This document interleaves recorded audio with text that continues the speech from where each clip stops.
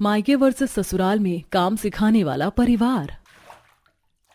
Gauri bathroom में बैठी होती है और सामने बाल्टी में गंदे कपड़े रखे हुए थे। हाथों में साबुन लेकर वो कपड़े रगड़ रही होती है, लेकिन कई बार रगड़ने के बावजूद भी कुछ जिद्दी दाग कपड़ों से हट नहीं रहे थे।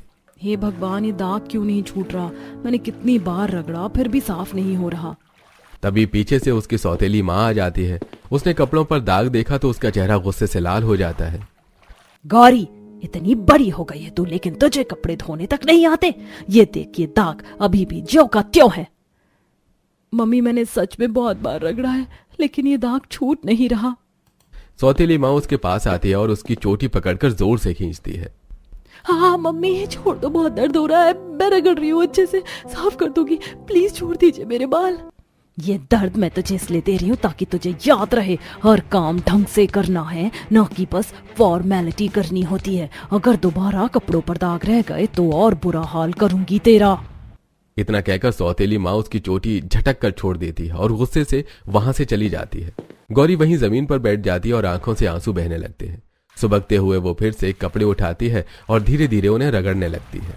मैं चाहे जितनी कोशिश करूं, क्यों सबको लगता है मैं कुछ भी नहीं कर सकती। शाम का समय होता है। गांव के पड़ोस में एक दावत होती है। गौरी की सौतेली बहन अलमारी से एक नया सूट निकाल कर गौरी के पास लाती है। गौरी, ये सूट मेरे लिए जरा जल्दी सिल दे, शाम को दावत में मुझे यही पहनना है। लेकिन मुझे तो सिलाई करनी नहीं आती। क्या इतनी बड़ी हो गई और अब तक तुझे कपड़े सिलने नहीं आते? हर एक गांव की हर लड़की ये काम जानती है।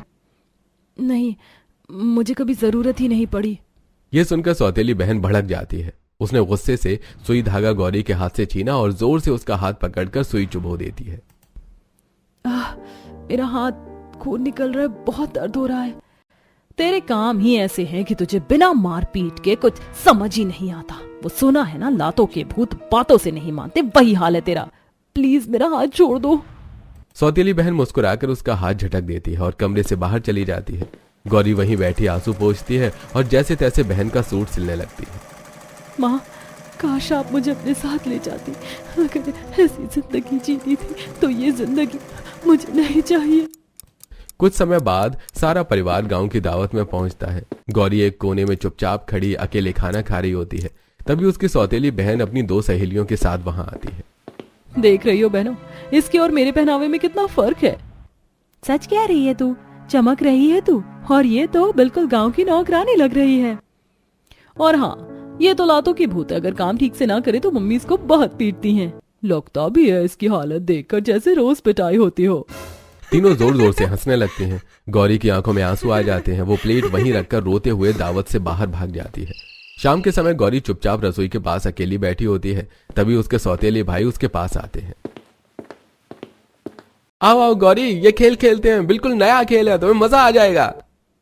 नहीं भाई, मुझे ये खेल नहीं आता और मेरा मन भी नहीं है। कुछ देर आराम करना चाहती हूँ। तुझे खेलना तो सीखना पड़ेगा, या फिर हम तुझे सिखा देंगे। दोनों भाई एक दूसरे को इशारा करके कमरे के अंदर भागते हैं और अंदर से बड़े बड़े तकिए लेकर बाहर आते हैं। पहला भाई तकिए से गौरी को मारता है और दूसरा भाई गौरी की चोटी पकड़ लेता है। शुभम जोर से तकिए से उसके सिर पर मारता है। वो गौरी को बहुत जोर से लग जाता है और गौरी जमीन पर गिर जाती है। आप मुझे मत मारो, मेरे बाल मत खींचो, बहुत दर्द हो रहा है।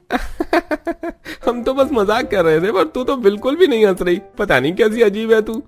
गौरी हाथ सिर पर रखकर रोती हुई जमीन पर बैठी होती है। उसकी आंखों में आंसू अपने आप बहने लगते हैं। तभी सौतेली माँ बाहर से आ जाती है। गौरी, यहाँ क्या कर रही है? घर में खेलने की जगह होती है क्या? मैंने तुझे कितनी बार मना किया है कि घर के अंदर मत खेला कर। जा और जाकर रोटी बना कर ला। माँ, हम पढ़ाई कर रहे थे और अचानक इसने हमें खेलने को कहा। हाँ माँ, देखो, उसने हम पर झूठा इल्जाम लगाया कि हमने उसको मारा। तुम झूठ क्यों बोल रहे हो? तुम दोनों मुझे मार रहे थे। तूने बच्चों को परेशान किया और अब झूठ बोल रही है मेरे सामने। गौरी डर के मारे बिना कुछ कहे खड़ी होकर चुपचाप रोटी बनाने चली जाती है। उसके हाथ कांप रहे थे। वो रोटी बेलने बैठती है, पर हाथ कांपने से रोटियां सही नहीं बन रही थी। कुछ देर बाद सौतेली माँ रसोई में आती है खाना लेने के लिए। वो रोटी का आकार देखकर चिढ़ जाती है। अब तक रोटी भी नहीं बनी, कितना समय ले रही है, और ये कैसी रोटियां बना रही है तू, बिल्कुल भारत के नक्शे जैसी। कितनी बार तुझे सिखाया है, पर तू कभी सीखती ही नहीं। इतना कहते ही वो गौरी के पास आती है और गरम गरम चिमटा गौरी के हाथ पर लगा देती है।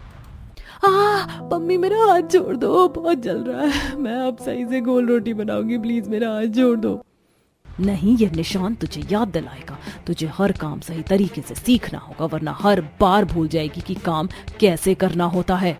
सौतेली माँ इतना करके वहां से चली जाती है। गौरी सहम कर वहीं बैठ जाती है। आंखों से आंसू बहने लगते हैं, हाथ पर लाल सा निशान बन जाता है और उसके मन में पिटने का एक डर बन जाता है।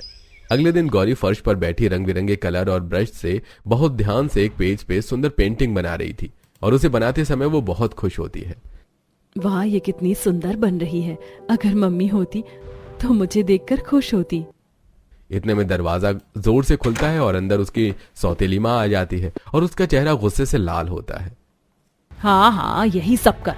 पढ़ाई लिखाई में तो तेरा ध्यान लगता नहीं, हमारे पैसे ऐसे ही बर्बाद करती है। नहीं मम्मी, पढ़ाई भी करती हूँ मैं, पर माँ मुझे करना बहुत पसंद है। गौरी अपनी पेंटिंग दिखाने की कोशिश करती है पर सौतेली माँ गुस्से में उसके हाथ से पेंटिंग छीन लेती है। मम्मी नहीं, ये मत फाड़ना, मैंने बहुत मेहनत से बनाया है। सौतेली माँ पेंटिंग को बीच से फाड़ देती है। फालतू के काम करने से कोई बड़ा नहीं बनता। जा जाकर रोटियां बना और पेंटिंग से घर नहीं चलता। वो गुस्से में वहां से चली जाती है और दरवाजा जोर से बंद कर देती है। गौरी की आंखें आंसुओं से भीग जाती हैं। वो धीरे धीरे फटे हुए कागज उठाती है। मैं कितना भी कर लूं, इन्हें मेरे काम में हमेशा कमी ही नजर आती है। मेरी इस कला की इन्हें कोई कदर ही नहीं है।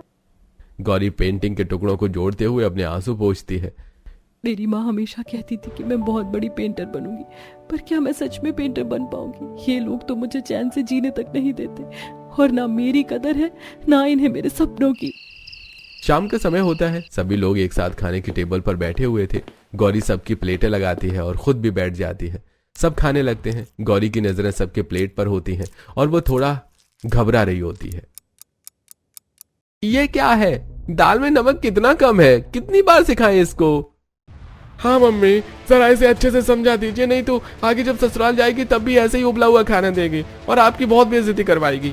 दोनों भाई गुस्से में अपनी अपनी प्लेटें उठाते हैं और प्लेट नीचे गिरा देते हैं। जा जाकर दोबारा खाना बना कर ले आ। गौरी का चेहरा फीका पड़ जाता है। वो चुपचाप उठती है और झुककर फर्श पर गिरा सारा खाना उठाती है और उसके हाथ कांप रहे होते हैं, पर उसने दोबारा खाना बनाया और दोनों के लिए दूसरी प्लेटें लगाकर लाती है। कुछ ही देर बाद दरवाजे की घंटी बजती है। गौरी का पिता घर वापस आता है। वो ज्यादातर बाहर ही रहते थे। पापा, पापा आ गए, देखो। अरे पापा, आप मेरे लिए रंग ले आए, मैंने आपसे मंगवाया था। पापा, मुझे भी कलर चाहिए, आप मेरे लिए लाए? गौरी के पिता उसकी तरफ गुस्से से देखते हैं। हाँ, भाई फिर से बेफालतू के काम। तूने 12वीं पास की और आगे कॉलेज नहीं किया। अब ये सब बच्चों की चीजें हैं, ये सब फालतू हैं। तेरे ऊपर मैं बेफालतू में पैसे खर्च करूं क्या? हाँ पापा, लेकिन मुझे यही करना पसंद है। पिता का चेहरा लाल हो जाता है और गौरी की तरफ बढ़ने लगते हैं। धीरे धीरे गौरी पीछे हटने लगती है। ये सब फालतू के काम अपने दिमाग से निकाल दे। अब तुम्हें अगले घर जाना है, घर के काम का सीख। तेरी माँ भी कहती रही है कि तू कुछ भी ढंग से नहीं करती, तू तो सिर्फ घर के काम करने और सीखने पे ध्यान दे, समझी?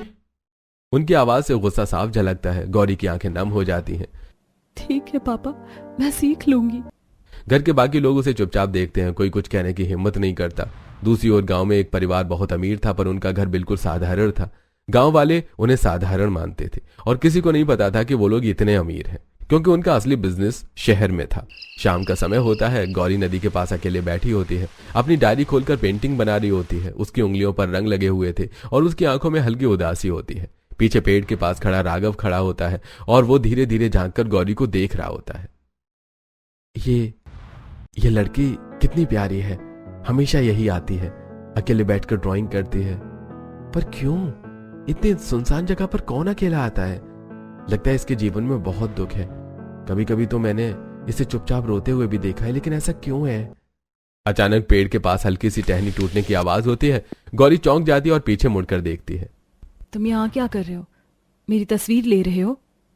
नहीं, बिल्कुल नहीं, आप गलत समझ रही हो। झूठ मत बोलो, तुम लड़के ऐसे ही होते हो, चुप कर देखते हो फिर मजाक उड़ाते हो। बताओ क्यों आए हो यहाँ? सच कह रहा हूँ, मैं बस आपकी ड्राइंग देख रहा था। आप कितनी देर से बैठी हुई बना रही थी। क्या सच में? तुम्हें सच में मेरी ड्राइंग अच्छी लगी? हाँ, बिल्कुल। इस कला को सीखने में लोगों को सालों लग जाते हैं और तुमने इसे इतनी आसानी से बना दिया। यकीन मानो, इसमें बहुत गहराई है। गौरी थोड़ी नरम पड़ जाती है और पेंटिंग नीचे रख देती है। दोनों पेड़ के नीचे बैठ जाते और बातें करने लगते हैं।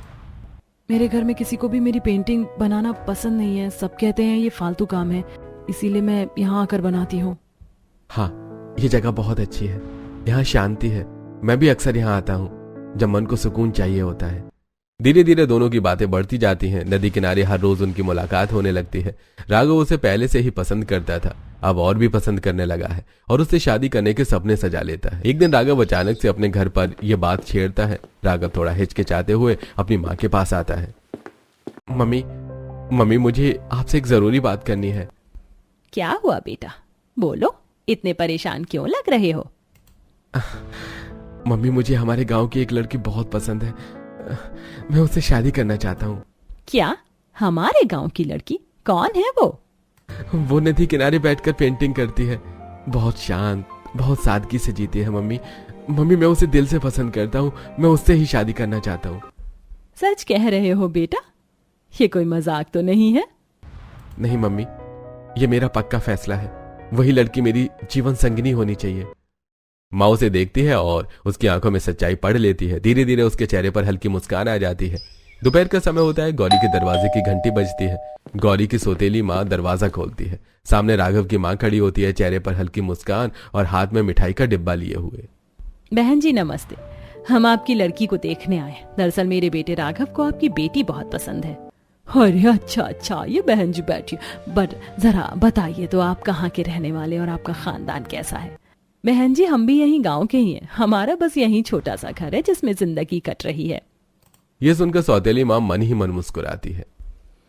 फारी किस्मत, ये तो बिल्कुल सही हुआ। अब इसे भी गरीब घर में ही जाना पड़ेगा, मजा आएगा जब वहां भी इसके साथ ऐसा ही बर्ताव होगा जैसा यहाँ होता है। वहां भी मरेगी, पिटेगी, भूखी रहेगी और 2 रोटी को तरसेगी। यही इसकी असली औकात है। चेहरे पर नकली हंसी लाकर कमला कहती है, बहन जी ये तो बहुत अच्छी बात है। हमारी बेटी बहुत संस्कारी और घर का सारा काम करती है। अगर इसका रिश्ता हमारी बिरादरी और हमारे जैसे लोगों में हो तो इससे अच्छा और क्या होगा। जी हाँ बहन जी, हम भी यही सोचते हैं। हमें गौरी सच में बहुत पसंद है। हम चाहते हैं कि ये रिश्ता आगे बढ़े। हाँ बिल्कुल, हमें कोई भी आपत्ति नहीं है। कुछ दिनों बाद गौरी की शादी होती है। ढोल नगाड़े बज रहे होते हैं। गौरी दुल्हन बनी बैठी होती है, लाल जोड़े में। सौतेली माँ के चेहरे पर नकली खुशी साफ दिखती है, पर अंदर ही अंदर उसे पता था कि उसने गौरी को गरीब घर में भेज दिया है। विदाई के बाद गौरी अपने ससुराल पहुंचती है और अगले दिन गौरी अपने सूटकेस को खोलती है। गौरी अपने कपड़े निकाल रही होती है, तभी नंद कमरे में आती है और उसकी आंखें गौरी के बैग पर पड़ती हैं। तभी उसकी नजर सबसे ऊपर एक पेंटिंग की किताब पर पड़ती है। अरे भाभी, ये पेंटिंग आपने बनाई है? गौरी अचानक डर के मारे अपनी पेंटिंग की किताब हाथ से छीन लेती है। नहीं, ये मैंने नहीं बनाई, ये बस मेरे भाई की है, गलती से मेरे पास आ गई है। गौरी किताब को जल्दी से छुपाकर अपनी सेल्फ में रख देती है। फिर बैग से साड़ी निकालती है और बैग बंद कर देती है। गौरी साड़ी पहनना शुरू करती है, लेकिन वो उलझ जाती है। कभी फॉल उल्टा लग जाता है तो कभी पल्लू सही नहीं बनता। भाभी आपको साड़ी पहननी नहीं आती है क्या? नहीं आती है, बस अभी मेरा दिमाग काम नहीं कर रहा। ससुराल में पहला दिन है, थोड़ी घबराहट हो रही है। नंद धीरे धीरे पास आती है और गौरी पीछे हट जाती है। भाभी आप मुझसे क्यों डर रही हो? आओ मैं आपको साड़ी बांधना सिखाती हूँ। नहीं कोई बात नहीं, मैं कर लूंगी। भाभी भले मैं छोटी हूँ लेकिन मुझे साड़ी बांधना बहुत अच्छे से आता है। मम्मी ने मुझे सिखाया था। बस एक बार मुझे मौका दो, मैं आपकी हेल्प कर दूं। गौरी थोड़ा मुस्कुराती है और धीरे धीरे नंद को साड़ी बांधने के लिए इशारा करती है। नंद बड़े प्यार से गौरी की साड़ी को पकड़ती है, फॉल सही करती है और उसे हल्का हल्का समेटते हुए अच्छे से सेट कर देती है। लो भाभी, अब देखो बिल्कुल सही लग रही हो। आराम से खड़ी हो जाओ, सब कुछ ठीक है। थैंक यू दीदी, आपने सच में बहुत मदद की। दोनों मुस्कुराते हुए एक दूसरे को देखते हैं। अगले दिन गौरी रसोई में खड़ी होती है। सामने कई बर्तन रखे होते हैं, पर वो घबरा रही होती है कि ससुराल में उसको किसी के टेस्ट का पता नहीं होता है और वो क्या बनाए उसे समझ में भी नहीं आ रहा होता है। कैसे बनाऊं और क्या बनाऊं समझ ही नहीं आ रहा। सबको अच्छा खाना चाहिए पर मुझसे तो कुछ भी सही से नहीं बनता। हमेशा मायके वालों की शिकायत ही रही है मुझसे। तभी सास आती है किचन में। बेटा क्या हुआ, अभी तक खाना नहीं बना? आज पहली रसोई है तुम्हारी, कोई दिक्कत है तो मुझे बताओ, मैं सिखा दूंगी। मम्मी जी वो मुझे किसी के टेस्ट के बारे में पता नहीं, इसीलिए मैं डर रही थी कि कहीं सबको अच्छा ना लगे खाना तो। सास मुस्कुराती है और गौरी के चेहरे पर प्यार से हाथ फेरने लगती है। माँ जी माफ कर दो, मैं अच्छे से बना दूंगी खाना, बस मुझे माँ। अरे क्या बात है बेटा, तू इतना घबरा क्यों रही है? मैं तो तेरी मदद करने आई थी। अरे मैं हिटलर सास नहीं हूँ, चलो मेरे पास आओ, मैं बताती हूँ क्या क्या बनेगा। सास उसे गाइड करती है। पहले सामग्री की माप, फिर हल्का सा मसाला धीमी आंच पर पकाना। सास हाथ पकड़कर सिखाती है कि कैसे दाल में नमक मिलाना है और क्या कैसे बनेगा। माँ जी, आपने तो इतनी आसानी से सिखा दिया सब। देखा बेटा, तुम कंफर्ट होकर रहो, यहाँ तुम्हें घबराने की जरूरत नहीं है। गौरी अब खुशी खुशी सास के साथ खाना बना रही होती है। सास उसके कंधे पर हाथ रखकर मुस्कुराती है। अगले दिन गौरी अपने दोनों देवरों के साथ शॉपिंग पर जाती है। वहां बहुत भीड़ होती है तो गौरी एक कोने में खड़ी होती है। कुछ लड़के पास से गुजरते हैं और गौरी के साथ बदतमीजी करने लगते हैं। अरे देखो क्या माल है, अरे एक फोटो तो ले ही लेते हैं यार, मजा आएगा। लड़कों की हरकतें बढ़ने लगती हैं। वो गौरी के नजदीक आकर गलत बातें करने लगते हैं। तभी उसके देवर ये सब देख लेते हैं। हे, अब बहुत हो गया, बताऊं तुझे, अभी रुक। दोनों देवर जोर से उन लड़कों पर टूट पड़ते हैं और एक बड़ी लड़ाई हो जाती है। गौरी घबराकर पीछे हट जाती है और अपने देवर को रोकने की कोशिश करती है और उन्हें वहां से ले जाती है। भैया, आप लोगों का ऐसे हाथ उठाना ठीक नहीं है। कभी कभी हिंसा से और उल्टा असर होता है।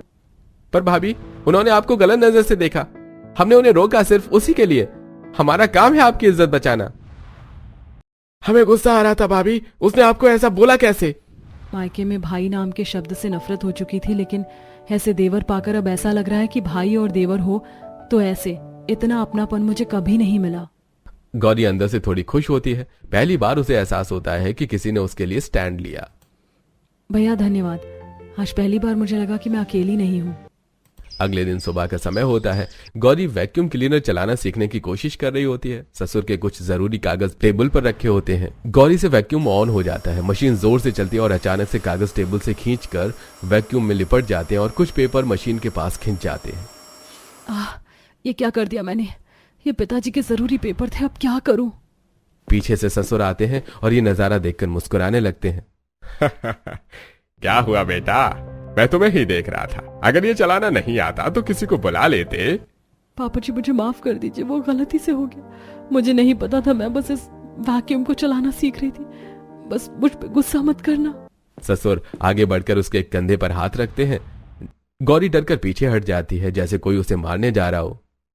अरे डरो मत बेटा, ये कोई बड़ी बात नहीं है, चलो इसे एक साथ निकालते हैं और मैं तुम्हें सही तरीके से चलाना सिखाऊंगा। ससुर वैक्यूम को बंद कर देते हैं, पेपर संभालते हैं और धीरे से मशीन के ब्रश को खोलकर फंसे हुए कागज निकालते हैं और गौरी को उसे प्यार से चलाना सिखाते हैं। क्या सच में काम इतनी आसानी से भी कोई सिखा सकता है? मुझे तो बस। देखा बेटा, कोई भी नई चीज पहली बार में आती नहीं, गलती होती है, पर सीखना जरूरी है। अब देखो तुम भी कर लोगी।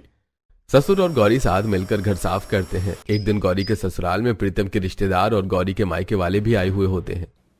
बहन जी, आपका घर तो हमसे भी फीका है, ज्यादा काम नहीं करवा रखा आपने।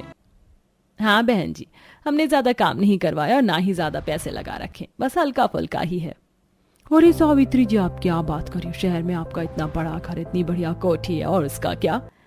अरे बहन जी, आप क्या बात कर रही हो? वो तो पुराणिक है, इनके दादाजी छोड़ कर गए थे, बस वही है। पुरानी कोठी? शहर में भी पुरानी कोठी है? और क्या बहन जी, वो आपका शहर में इतना बड़ा रेस्टोरेंट है, इसका क्या मतलब है? पूरी सच्चाई नहीं बताई आपने। क्या आप लोग इतने अमीर हो? हाँ बहन जी, बस थोड़ा बहुत शहर में काम है, बाकी तो हम यहीं रहते। हमें ऐसी साधारण जिंदगी जीना ही पसंद है। तभी गौरी हॉल में आती है। गले में 2-3 सोने के सेट, हाथों में कड़ा पहने होती है। गौरी के मायके वाले देखते ही रह जाते हैं, उनकी आंखें फटी की फटी रह जाती हैं। मम्मी देखो, गौरी ने कितना सोना पहन रखा है, इसकी तो लॉटरी लग गई। इससे तो इतना अमीर खानदान मिला है कि हमें तो लगा था ये गरीब परिवार में जाएगी। हाँ सही कह रही है, हमने तो इसका रिश्ता गलत ही जगह कर दिया। मायके वाले अपने घर पहुंचकर बातें करते हैं। मम्मी, हमें गौरी से कुछ पैसे ले लेने चाहिए, अब तो वो हमें 1-2 लाख ऐसे ही दे देगी, इसे इतने पैसों से कोई फर्क नहीं पड़ेगा। हाँ हाँ, तुम लोग सही कह रहे हो, वो खुद तो इतने बड़े अमीर घर में जाकर ऐश कर रही है और हमें इतने सड़े से घर में छोड़ दिया। हाँ मम्मी, भैया सही कह रहे हैं, देखा था आपने कैसे सोने के सेट पहनकर घूम रही थी वो महारानी। सौतेली माँ, बहन और भाई आपस में साजिश भरी नजरों से मुस्कुराते हैं और अगले दिन ही गौरी को फोन करते हैं। गौरी, हमें कुछ पैसों की जरूरत है, तू तो जानती है इस घर की हालत। मम्मी, मेरे पास कोई पैसे नहीं है, अच्छा, खुद तो गले में 3-4 सोने के सेट पहनकर घूम रही है, हमारे लिए पैसे नहीं है। चुपचाप पैसे दे दे, वरना तेरे ससुराल में आकर वही करेंगे जो यहाँ करते थे, और फिर वो भी तुझे ऐसे ही घर से बाहर निकाल देंगे और वापस तुझे वो गवारों वाली जिंदगी जीनी पड़ेगी। नहीं मम्मी, ऐसा मत करना, मैं करती हूँ कुछ। गौरी डर के मारे कांप रही होती है। अगले दिन राघव गौरी को कुछ पैसे देता है। गौरी, इन पैसों को ध्यान से रखना, मुझे ये कुछ दिनों में चाहिए होंगे, मैं बाद में इन्हें तुमसे ले लूंगा। ठीक है। गौरी पैसों को जैसे तैसे अपने मायके में भेज देती है। कुछ दिनों बाद राघव पैसों के लिए पूछता है, गौरी वो पैसे मुझे देना जो मैंने तुम्हें दिए थे, मुझे किसी को देने हैं। नहीं, मैंने आपको वापस दे दिए थे। गौरी की आवाज लड़खड़ाने लगती है, पसीना सिर पर आने लगता है। गौरी, तुम झूठ क्यों बोल रही हो? मुझे पैसे वापस नहीं दिए? नहीं, मैंने आपको वापस दे दिए थे। सभी परिवार वाले चौकस होकर देख रहे होते हैं। गौरी, ये रोने का ड्रामा मत करो, चुपचाप बताओ पैसे कहाँ हैं। राघव, ये क्या तरीका है बहू से बात करने का? रुक जाओ, अभी दिख नहीं रहा तुम्हें वो रो रही है? राघव माँ की डांट से चुप हो जाता है। बेटा क्या हुआ, मुझे बताओ, क्या दिक्कत है, मैं सब समझ जाऊंगी। मम्मी मुझे माफ कर दो, मैं आप सबकी गुनाहगार हूँ, मैं एक चोर हूँ, इस घर में रहने का मुझे कोई हक नहीं, शायद आप लोग मुझे अब प्यार भी करना छोड़ देंगे। नहीं बेटा, ऐसी बात नहीं है, तू बता तो सही क्या हुआ।